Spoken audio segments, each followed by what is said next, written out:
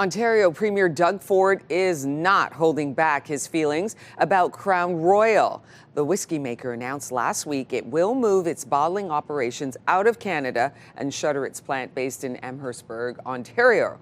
Here's what Ford did at a press conference yesterday. So this is what I think about Crown Royal. That's what they could do. And I think everyone else should do the same thing. Okay, we're going to check in with Bill Carroll and hear what he has to say about this. He joins us now from the Morning Rush on News Talk 580 CFRA. Bill, I watched this press conference yesterday. No doubt you did. What do you think? Well, this is what I was talking about yesterday. This is what I like to see from our Prime Minister, a little leadership.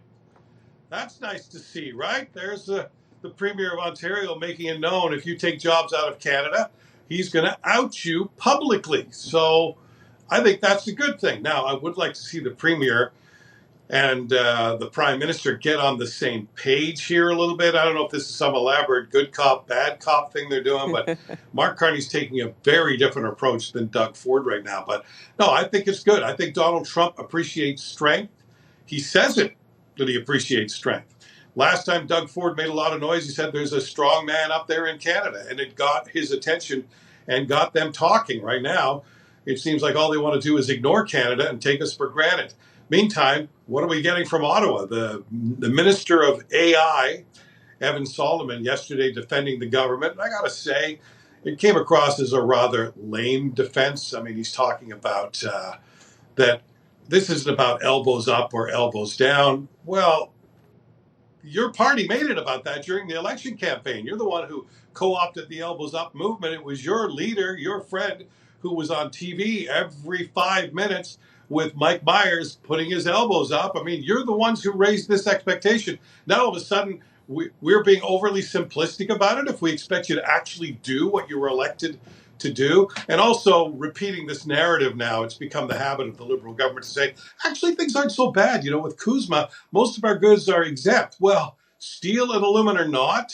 Those are big deals. And it's a bit misleading on CUSMA as well for a couple of reasons. First of all, we may be 80, 85% possible to be exempt, but small companies are saying it's very complicated and not very easy. It's more like 50% of companies are actually CUSMA exempt and have gone through the process. Now small businesses saying even small packages are being tariffed now. That's hurting Canadian businesses. So it's not really fair to say we're exempt. Plus the fact that there's a negotiation coming next year, if not sooner, on CUSMA.